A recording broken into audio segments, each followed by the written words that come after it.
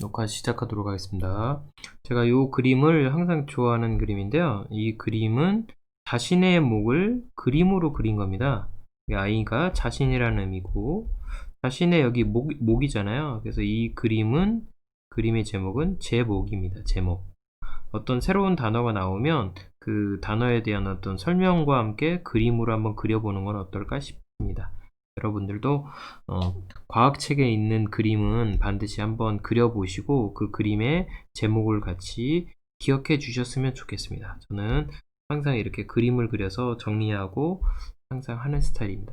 자, 사람은 이렇게 숨을 들이마시죠. 숨을. 정확하게는 산소를 들이마시고 이산화탄소를 내뿜습니다.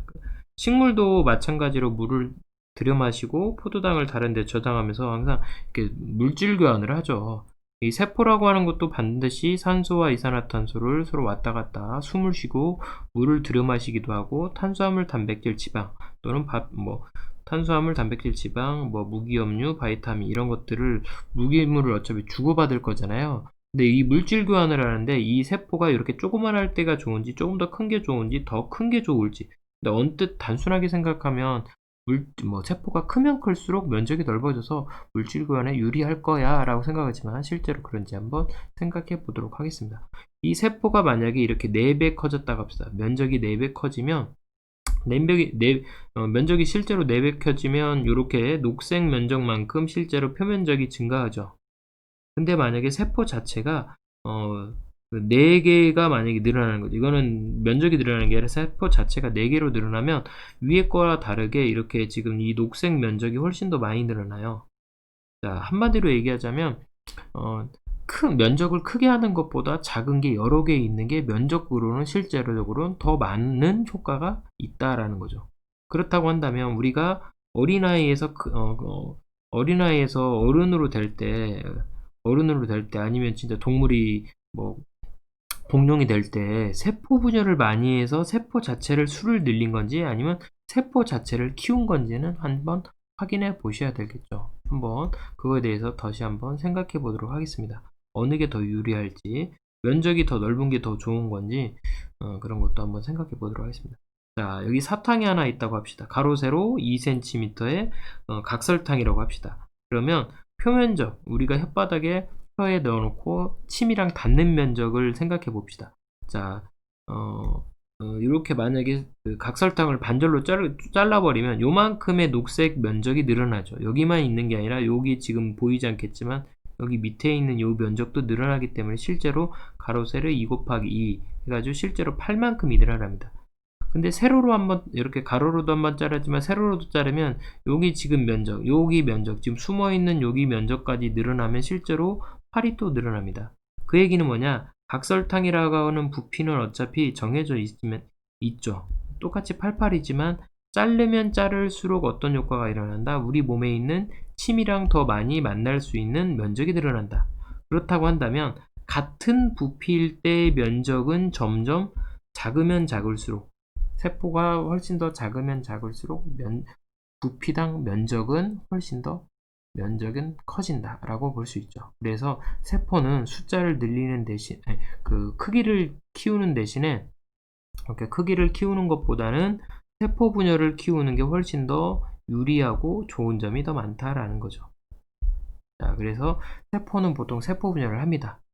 자, 처음에 가지고 있는 세포, 첫 몸에 있는 세포 중에도 체세포라고 하는데요. 이 체세포가 어떻게 세포 분열을 하는지 한번 보도록 하겠습니다.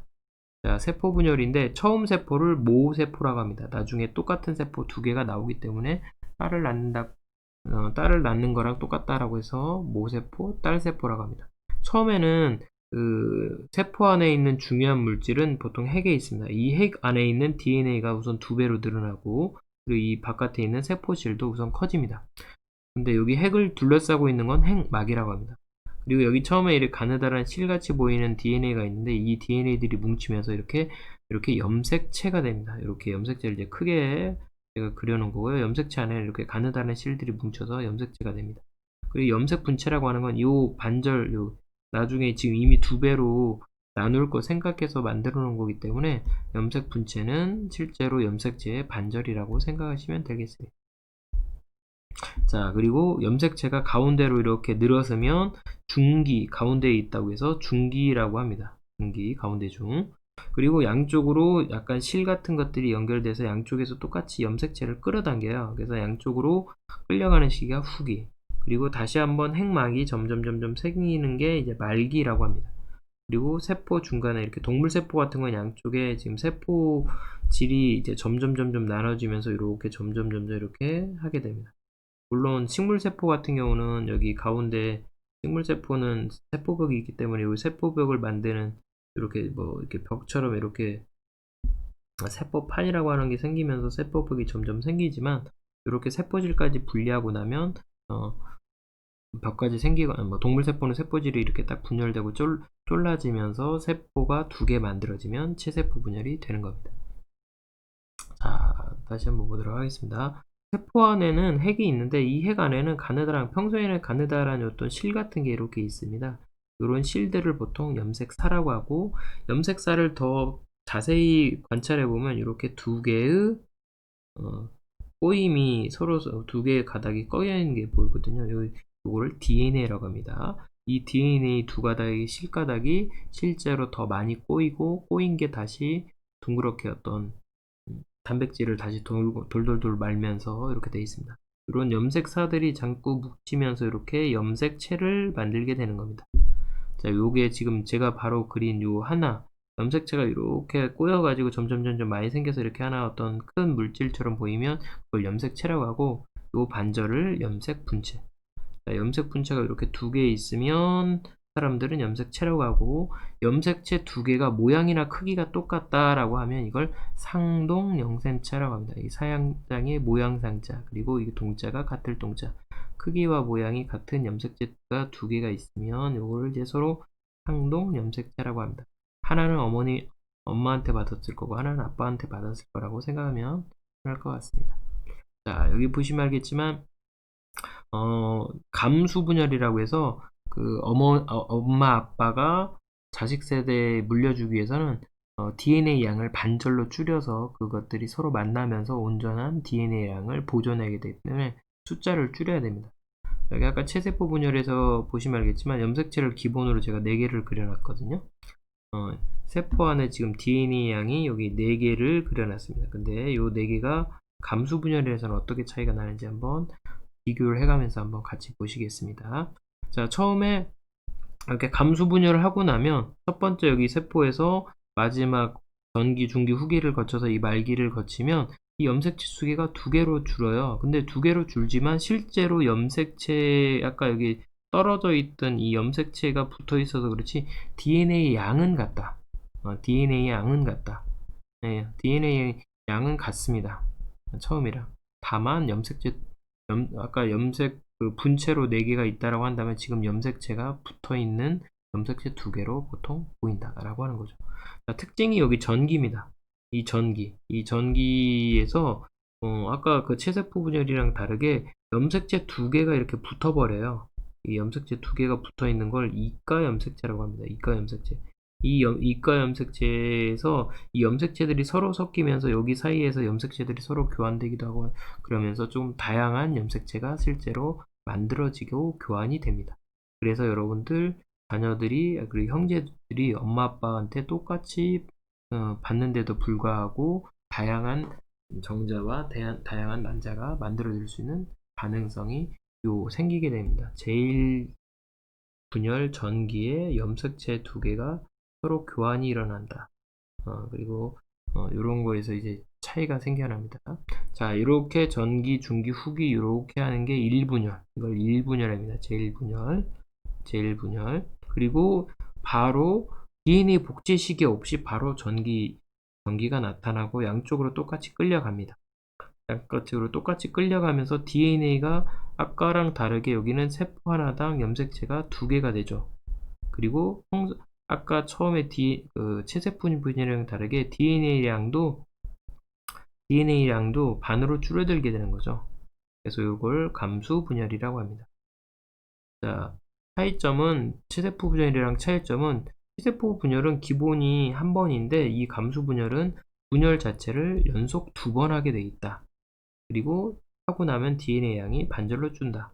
그리고 제1분열에서 전기에는 염색체 2개가 붙는다. 이런 차이가 좀 있습니다. 그래서 동물들, 저희 사람 같은 경우는 정자와 난자 같은 생식세포를 만들게 되는 거죠. 이 생식세포는 체세포의 2분의 1만큼의 DNA를 가지고 있다라고 생각하시면 되겠습니다. 이걸 감수분열이라고 합니다. 염색체 숫자가 반으로 줄기 때문에. 반으로 주는 건 1분열에서 염색체 수는 여기서 이미 줄지만 DNA 량은 같고 DNA 량 자체가 줄어드는 건 제2분열에서 일어나는 겁니다. 이 차이를 반드시 기억해 주시기 바랍니다. 정자와 난자가 이렇게 만나는 걸 수정이라고 그러고요. 실제로 정자가 이렇게 난자 안으로 들어가게 되면 이 두 개의 2분의 1씩 있던 이 DNA가 합하면서 실제로 부모 세대, 어버이 세대랑 같은 DNA 양을 갖게 됩니다. 자, 이렇게 되면 여기서부터는 이제 세포 분열을 하는 거죠. 세포 분열을 하면 처음에는 이렇게 세포 분열해서 2개, 그리고 다시 한번 이렇게 4개. 자, 근데 그 세포가 점점 작아져요. 처음에는 빠르게 세포 분열을 해야 되기 때문에 세포 분열을 빨리 해서 이렇게 세포 자체가 워낙 많은 세포를 먼저 늘리는데 초기에 빨리 이렇게 세포 분열을 하는데 이거를 난할이라고 합니다.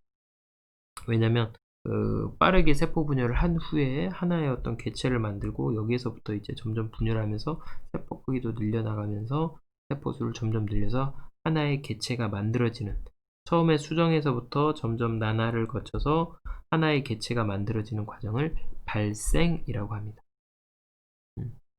뭐 사람 같은 경우는 처음에 이렇게 난화를 거쳐서 여기 엄마 뱃속에 요 탯줄이 딱 이렇게 붙어있면 이제 착상이라고 해서 자궁에 딱 달라붙으면 그 시기에 약간 조심해야 되는 거죠. 자, 이렇게 해서 사람의 생식세포 만들어지는 거에서부터 수정, 그리고 난할, 발생의 과정까지 한 게 오늘 수업이었습니다. 여기서 마치도록 하겠습니다.